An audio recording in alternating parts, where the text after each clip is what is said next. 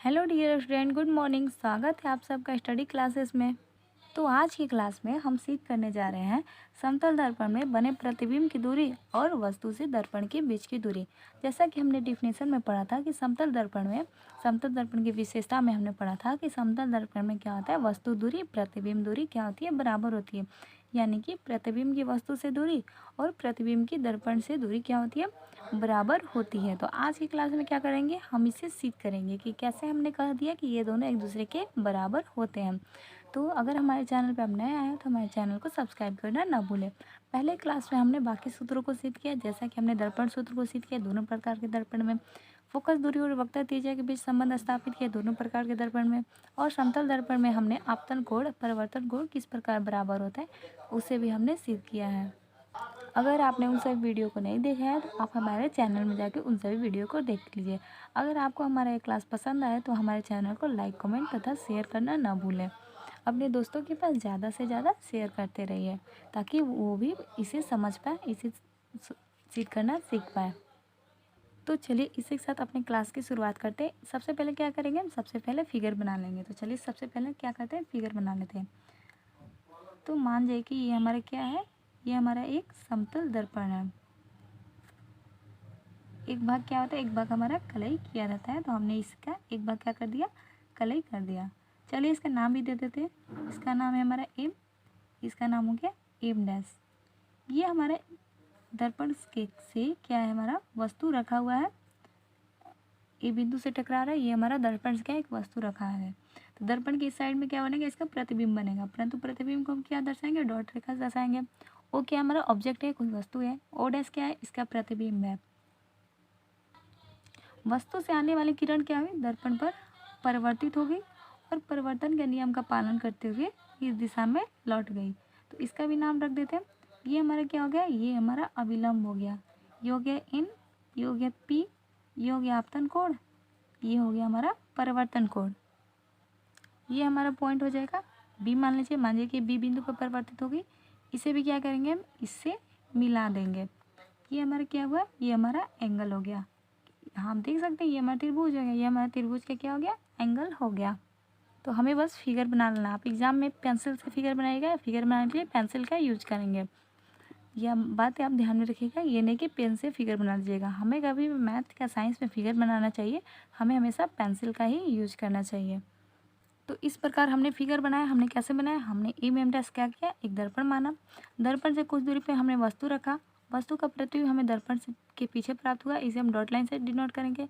वस्तु से प्रकाश आया और दर्पण पर परिवर्तित हुआ, परिवर्तन का पालन करते हुए वापस परिवर्तित होकर लौट गया।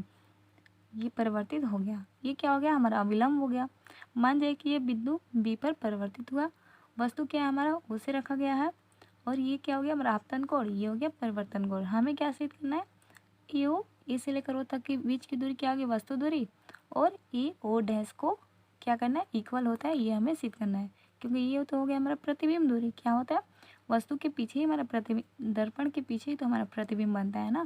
तो ये हमारा वस्तु है, ये दर्पण है, तो दर्पण के पीछे क्या हो गया, हमारा प्रतिबिंब बन गया। तो हमें इन दोनों के बीच की दूरी को, यानी कि A O equal to A O dash कैसे होता है, इसे हमें सिद्ध करना है। तो पहले तो जो जो काम हमने किए हैं उन सभी चीज़ों को लिख लेना है। तो जैसा कि आप देख सकते हैं कि हमने लिख लिया है। माना कि एम एम डैश क्या है, एक समतल दर्पण है। हमने दर्पण का नाम रखा है एम एम डैश, जिसके सामने एक वस्तु ओ है, सामने ही तो है, सामने वस्तु ओ है।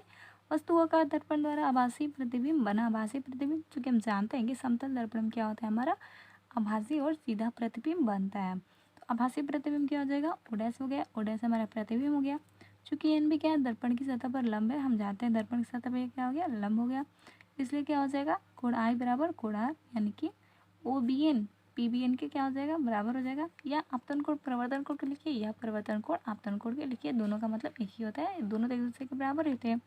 इस प्रकार हमने क्या लिखा, कोण P B N equal to कोण ओ बी, यानी कि पी बी एन कोण आई कोण ओ बी एन, यानी कोण आर के क्या हो गया, बराबर हो गया। किसके अनुसार, परिवर्तन कोण आपतन कोण के बराबर होता है, इस नियम के अनुसार ये दूसरे के बराबर हो गया। तो इतना तक तो आपको कर लेना है। अब देखिए आगे क्या करना है। और हम क्या देख रहे हैं, हमें यहाँ पर दो चीज़ें देखने को मिल रही है। जैसा कि ये और ये देख लीजिए आप, एकांतर कोण से क्या हो जाएंगे, बराबर हो जाएंगे। एकांतर कोण में क्या होता है, मान जाइए कि ये हमारा दो समांतर रेखा है, ये हमारा क्रॉस है, ये मान जाइए कि चिन्ह हमारा ये है, ये हमारा हो गया एन बी। जब हम इसे आगे की ओर बढ़ाएंगे तो ये हमारा हो जाएगा एन बी। ये हो गया हमारा ओ डैश, ये हो गया हमारा ए।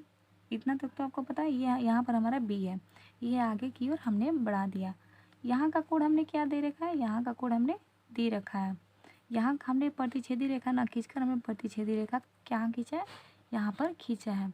और ये कोण क्या हमारा दे रखा है। तो चूँकि हम जानते हैं कि ये कोण क्या होता है, अगर हम कोई भी पैरेलल रेखा काटते हैं तो क्या होता है हमारा, ये कोण और ये कोण क्या होता है, बराबर होता है। किससे, एकांतर कोण से। तो इसमें क्या है हमारा, अगर हम इसे आगे की ओर बढ़ाएं तो आप देख सकते हैं कि ये कोण क्या है हमारे, एक दूसरे के क्या होता है, एकांतर कोण से बराबर हो गए।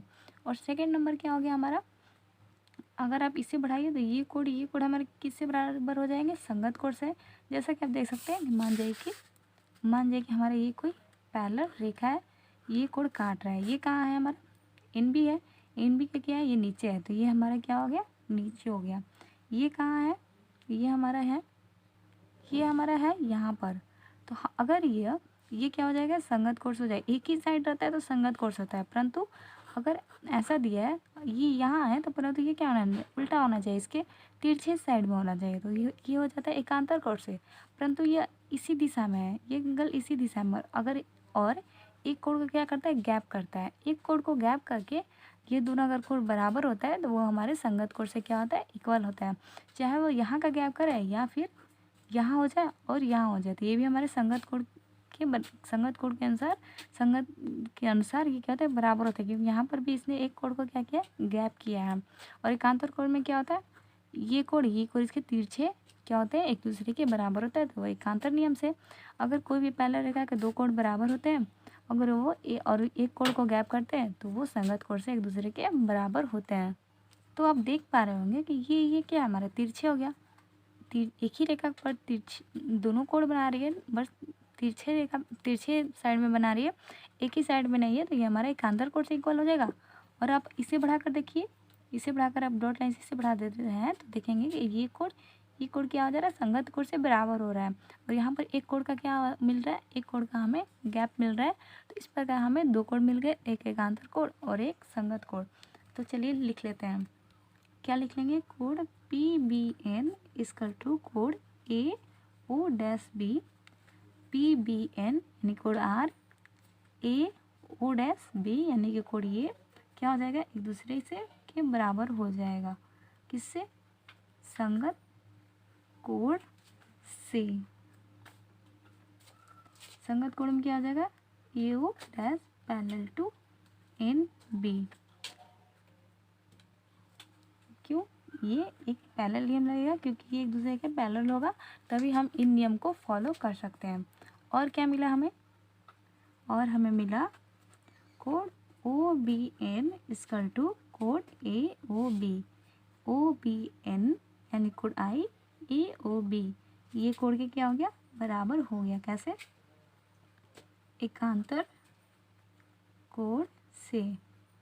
कि ओ डैश पैरेलल हो जाएगा एन बी के। आप देख सकते हैं कि ओ डैश पैरेलल है हमारे एन बी के, जिस कारण से क्या हो जाएगा, ये कोण हमारा इक्वल हो जाएगा किससे, एकांतर कोण से। और आप देख सकते हैं जैसा कि पी बी एन क्या है, ओ बी एन के बराबर है। तो पी बी एन का एक और नया मान क्या आ गया, ए ओ डैश बी। और ओ बी एन का क्या नया मान आ गया, ए ओ बी। तो क्या अब हम पी बी एन और ओ बी एन की जगह इन दो नए मानों को रख सकते हैं जी, क्योंकि पी बी एन हमारा इसके बराबर है तो पी बी एन की जगह हम ये भी रख सकते हैं। और ओ बी एन हमारा इसके बराबर है तो ओ बी एन की जगह हम ये रख सकते हैं। अगर हमारा एक्स बराबर वाई हो तो अगर हमें कहीं एक्स पुट करना तो हम एक्स भी पुट कर सकते हैं, वाई भी अगर पुट करना तो वाई भी पुट कर सकते हैं, क्योंकि वो दोनों तो क्या है, एक दूसरे के बराबर है। जैसा कि आपने मैथ में पढ़ा होगा, एक्स वाई बराबर होते हैं। अगर हमने वाई का मान निकालना होता है तो हम एक्स को वाई में लाकर वाई के मान को रखकर निकाल लेते हैं। तो इसी प्रकार हमने देखा कि इन दो पुराने मानों के दो नए मान भी आ गए। तो जिस प्रकार ये बराबर है उस प्रकार ये मान भी क्या हो जाएंगे, बराबर हो जाएंगे। तो चलिए इन्हें भी लिख लेते हैं। जैसा कि हमने देखा पी बी एन किसके बराबर है, ए और डैश बी के।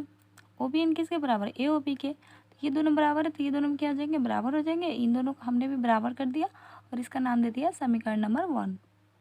अब हम किस में चलेंगे, अब हम चलेंगे त्रिभुज ए ओ बी में और ए ओ डैश बी में। ए ओ बी और ए ओ डैश बी में चलने से हमें क्या मिल रहा है, जैसा कि अभी हमने सिद्ध किया ए ओ डैश बी किसके बराबर होता है, ए ओ बी के बराबर होता है। हमें क्या मिल गया, हमें ये एंगल और ये एंगल मिल गया। और क्या हो गया, ये तो हमारा दोनों का मिड पॉइंट तो यही है, यानी कि इधर से जाए तो ये भी पैरेलल 90 डिग्री हो जाएगा, इधर से जाए तो ये भी हमारा 90 डिग्री हो जाएगा। यानी कि 90 डिग्री में हमारा इधर से हमें 90 डिग्री भी मिल गया। और क्या है हमारा ए बी हमें क्या दिख रहा है, ए बी हमें इसमें उभयनिष्ठ दिख रहा है, क्योंकि ये तो दो त्रिभुज है, परंतु एक भुजा इसका क्या है, एक भुजा ये ए बी है जो कि दोनों में है, तो ये हमारा क्या हो गया, उभयनिष्ठ हो गया। तो आपने 9th क्लास में सर्वसंगता के नियम में पढ़ा होगा कि अगर दो कोण बराबर होते हैं, दो त्रिभुज की अगर हम तुलना करें जिसमें दो कोण और एक भुजा अगर बराबर हो जाए तो वो दोनों त्रिभुज क्या होती है, सर्वांगसम होती है।